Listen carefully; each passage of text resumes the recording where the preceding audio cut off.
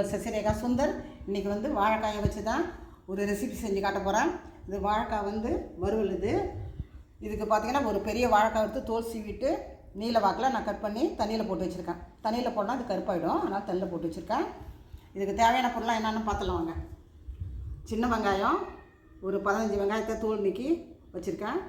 கொஞ்சமாக நம்ம வந்து பேஸ்ட் அடிக்கிறதுக்கோசரம் தேங்காய், பூண்டு பல், 5 காஞ்ச மிளகா, கொஞ்சமாக வந்து வறுத்த மல்லாட்டை, மிளகு ஜீரகம், கொஞ்சமாக அரை டீஸ்பூன் சோம்பு, தாளிக்கிறதுக்கு கடுகு உளுத்தம்பருப்பு, கருவேப்பிலை, தேவையான அளவுக்கு உப்பு, பெருங்காயத்தூள், மஞ்சத்தூள். இப்படி செய்யலாம் பார்க்கலாம் வாங்க. முதல்ல இந்த வெங்காயம், தேங்காய், பூண்டு, காஞ்ச மிளகா, சோம்பு, மிளகு ஜீரகம், இந்த மல்லாட்டை, வறுத்த மல்லாட்டை எல்லாத்தையும் சேர்த்து நம்ம மிக்சியில் போட்டு குறப்பாக அரைச்சி வச்சுக்குவோம். அதுக்கப்புறம் வந்து வாழைக்காயை வந்து வேக வைக்கணும். நான் மிக்சியில் போட்டு பவுடர் எடுத்துக்கிட்டு வாழைக்காய் எப்படி வேக வைத்துன்னு காட்டுவாங்க. மிக்சியில் போட்டு நம்ம குறப்பாக அரைச்சி எடுத்துகிட்டு வந்துட்டோம். இப்போ அடுப்பத்தை வச்சு வானல் வைக்க போகிறோம்.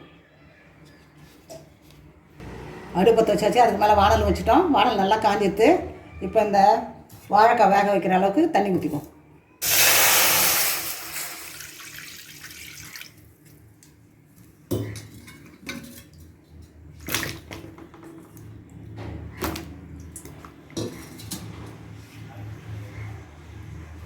கொஞ்சமாக மஞ்சத்தூள் போடுவோம்.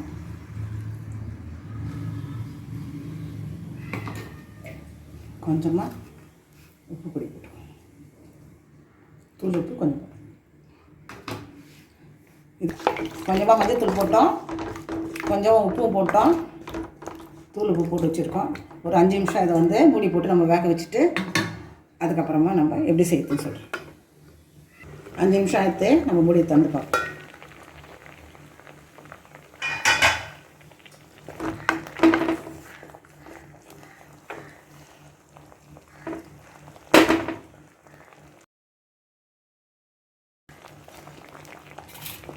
வாழைக்காய் நல்லா வெந்துட்டு நான் இதிலே கட் பண்ணி பார்த்துட்டேன்.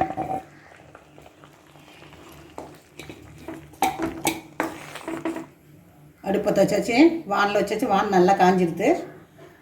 இப்போ வறுத்தெடுக்கப்போ எண்ணெய் ஊற்றி நல்லா எண்ணெய் கொஞ்சம் தாராளமாக ஊற்றி வந்துட்டோம். ஏன்னா இது வாழைக்காய் வந்து நம்ம வறுவல் செய்ய போகிறோம்.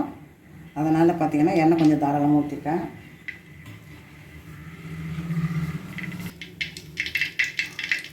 கடுகு போட்டுவோம்.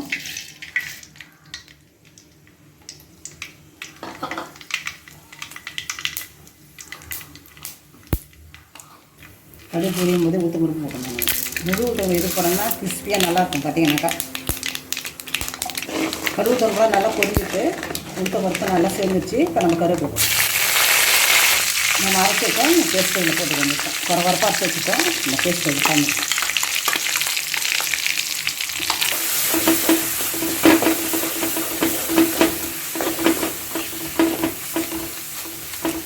மிக்சியில் கொஞ்சமாக தண்ணி ஊற்றிருக்கேன்.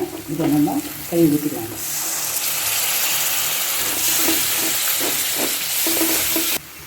இந்த தேங்காய், காஞ்ச மிளகா, பூண்டு, வெங்காயம் எல்லாத்தையும் போட்டு நல்லா வதக்கியாச்சு. பச்சை வாடை போகிற அளவுக்கு நல்லா வதக்கியாச்சு. இப்போ நம்ம வேக வச்ச இந்த வாழைக்காயை இதில் போட்டுக்கலாம்.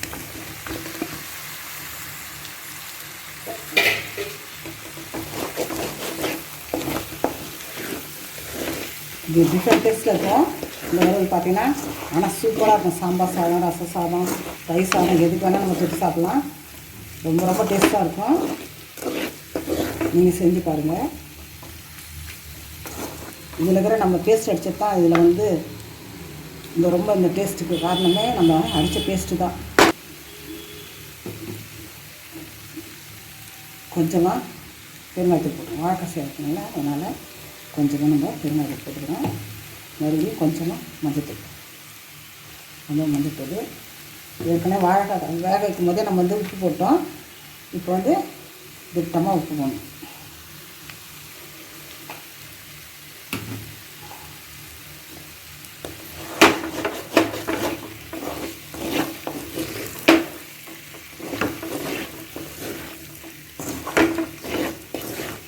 டிஃப்ரெண்ட்டான சுவையில் வாழைக்காய் வறுவல் ரெடி ஆகிடுச்சு.